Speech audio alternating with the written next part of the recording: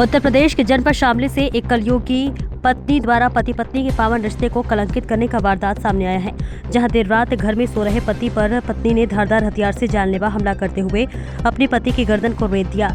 जहां आपको बताते चले कि गर्दन पर छुरी लगते हुए बुरी तरह से लहूलुहान हो गया और गंभीर रूप से घायल हो गया, जिसने बाद में शोर शराबा सुनकर आसपास के लोग मौके पर पहुंच गए और घायल पति को शामली के सामुदायिक स्वास्थ्य केंद्र में भर्ती कराया, जहां से गंभीर हालत में घायल को मेडर हायर सेंटर रेफर कर दिया गया है। दरअसल आपको बता दें कि ये मामला सदर कोतवाली क्षेत्र के मोहल्ला सलेक बिहार का है, जहां पर पत्नी ने पति की गर्दन को रेत दिया है। घायल पति का नाम खुर्शीद बताया जा रहा है। आरोपी सुमैया व खुर्शीद की शादी 8 साल पहले हुई थी, जिनके 3 बच्चे भी हैं। बताया जा रहा है कि दोनों की गृहस्थी 5 साल तक तो ठीक चली, लेकिन पिछले 3 साल से दोनों के बीच विवाद चला रहा है। कई बार पहले भी दोनों के बीच झड़प हो चुका है। आरोप है कि पति खुर्शीद पत्नी सुमैया से तलाक चाहता था, जिसके विरोध में सुमैया ने रात में सोते समय पति खुर्शीद की गर्दन काट दिया। आरोप है कि पति खुर्शीद मारपीट कर रहा था, जिसके विरोध में पत्नी सुमैया ने इस घटना को अंजाम दिया है। सुमैया ने पति खुर्शीद की गर्दन को रेत दिया, जिससे खुर्शीद गंभीर रूप से घायल हो गया और शोर शराबा शुरू कर दिया, जिसके बाद मोहल्ले के लोग इकट्ठा हो गए और खुर्शीद को घायल हालत में शामली जिला अस्पताल में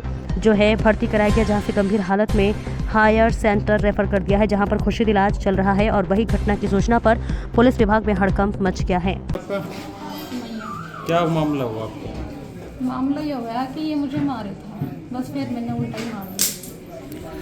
नहीं, किस तरह की मारपीट हुई आपके साथ? ये मारपीट हो रही थी कि वो छुरी ले रहा था। अच्छा, मैंने छुरी सूट के फिर उसी पे ही मारा। कहाँ लगी उसकी छुरी? फिर उसके गर्दन पे लगी वो छुरी। तो अभी जिंदा है या कैसा क्या? अब मुझे नहीं पता, वो ले गए थे पड़ोसी उठा के।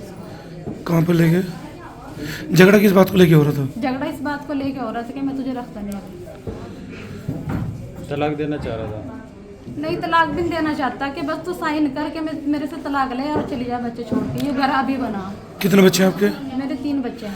ये मकान जो है ये उसी ने बना के दिया आपको? हाँ, अभी बना। ये जब से मतलब उसकी साथ रह रही थी, उसके कोई मकान नहीं था जब से। नहीं बनाया उसने आपने? हाँ जी, उसी ने ही बनाया। जब से मैं किराए पे रह रही थी 7 जम्मू। तो किसके नाम है मकान ये? उसी के नाम करवा रखा मैंने। क्या नाम है? खुर्शीद उसका नाम। खुर्शीद। रिजवान भाई, क्या मामला हुआ? बस मामला तो देखो नहीं पता, मामले का तो मुझे पूरी जानकारी नहीं है, लेकिन ये है कि हाँ रात फ़ोन आया मेरे पास में 3 बजे उसी के नंबर से खुर्शीद। किसका? अच्छा, तो उसी ने ही बात करी। खुर्शीद ने कह रहा भाई रिजवान मेरी गर्दन काट दी सुमैया ने और मुझे बचा दी। कौन है सुमैया? ये इसकी खुर्शीद की घर वाली। इस और बात को लेके झगड़ा चल रहा था? बस इस बात है, पता नहीं भाई। तो शादी तो पता लगा कि आपके द्वारा कराई गई थी? हाँ, 9 साल के करीब हो गए शादी को, और 4-5 साल तक के बिल्कुल बेटेंशन रहे हैं, जब तक कि किराया वगैरह गए। उसके बाद में इसने मकान खरीदा कलंदर महल में खुर्शीद ने।